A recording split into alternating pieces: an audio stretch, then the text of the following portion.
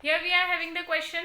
A pendulum oscillates 40 times in 4 seconds. Find its time period and frequency. है ना, एक pendulum जो है ऑसिलेट कर रहा है. ऑसिलेट मतलब होता है टू एंड फ्रो मोशन. आपने देखा होगा, आपने कभी स्विंग्स पर जो आपने झूला होगा कभी, तो वो जैसे जिस एंड से शुरू करता है वो एक साइड जाता है किसी लेंथ तक, और वापस उसी एंड पर आकर के दूसरे साइड में किसी लेंथ तक जाता है, तो उसको हम बोलते हैं ऑसिलेशन. तो जो एक पेंडुलम है वो ऑसिलेट कर रहा है 40 टाइम्स, 4 सेकेंड में ऑसिलेट कर रहा है. ठीक है, हमको उसका टाइम पीरियड पता करना है और फ्रीक्वेंसी पता करना है. ठीक है, हमारे पास टाइम है और हमें ये पता है कि वो कितने टाइम्स ऑसिलेट कर रहा है इतने टाइम में. समझ गए आप लोग? तो जैसे पेंडुलम जो होता है वो मैं आपको बता दूं, एक इस टाइप का नॉड टाइप होता है जो कि ऐसे जाता है, रिटर्न इसी पोजीशन पर आता है, फिर इधर जाता है, फिर रिटर्न इसी पोजीशन पर आता है. इसी चीज़ को हम बोलते हैं टोटल ओवरऑल ऑसिलेशन. समझ में आया? अब गिवन हमारे पास में क्या है, number of oscillations of pendulum given है जो कि क्या है 40 टाइम्स है. इसमें कोई हमारे पास में ऐसा यूनिट नहीं होती क्योंकि it is time, it is only the magnitude और it is a number.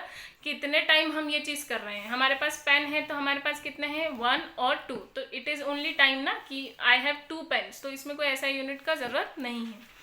Time taken, वो कितना टाइम ले रहा है इतने ऑसिलेशंस करने में, 4 सेकेंड ले रहा है. ठीक है, हम नीचे आते हैं, हम देखते हैं हमको फाइंड क्या करना है, फ्रीक्वेंसी फाइंड करना है, टाइम पीरियड फाइंड करना है. तो व्हाट इज फ्रीक्वेंसी? फ्रीक्वेंसी का फॉर्मूला क्या होता है कि हमारे 1 सेकेंड में हम कितने नंबर ऑफ ऑसिलेशन कर रहे हैं. ठीक है, उसको हम बोलते हैं फ्रीक्वेंसी किसी भी ऑब्जेक्ट की. कि अगर आपका मान लो कि ये आप पेन को वाइब्रेट कर रहे हो, ठीक है, तो ये 1 सेकेंड में कितनी बार इस तरह से ऑसिलेट कर रहा है, this is the frequency of this pen. समझ में आया? या अगर कोई भी इस पेन का ऑसिलेशन करने का कितना इसका फ्रीक्वेंसी, कितने वो ऑसिलेशंस करता है 1 सेकेंड में, उसको हम बोलेंगे फ्रीक्वेंसी उस पेन का. समझ में आ गया? तो फॉर्मूला क्या होगा, number of oscillation upon time taken.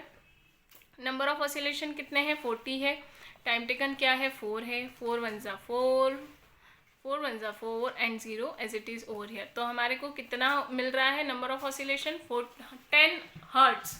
ठीक है, इसका ऐसा यूनिट हर्ट्ज होता है फ्रीक्वेंसी का. समझ में आया? तो मतलब 1 सेकेंड में कितने टाइम हम ऑसिलेट कर रहे हैं, 40 टाइम्स हम ऑसिलेट कर रहे हैं. अब टाइम पीरियड हमको निकालना है कि जो हमारा फ्रीक्वेंसी है, तो अगर हम एक बार ऑसिलेशन कराना चाहें तो उसमें कितना टाइम हमको लग रहा है. तो 1 by frequency is our time period. ठीक है, तो 1 अपॉन फ्रीक्वेंसी, फ्रीक्वेंसी क्या है 10.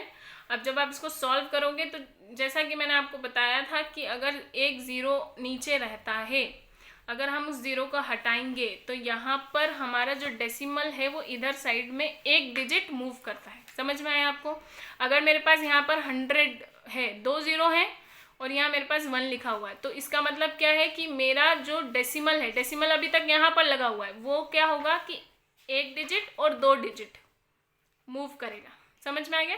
तो हम यहाँ 0 लगा देंगे. अभी हमारे पास सिर्फ 1 0 है, तो हमारा 1 डिजिट मूव करेगा तो क्या हो जाएगा 0.1. समझ में आ गया आपको? इसका मतलब है कि 0.1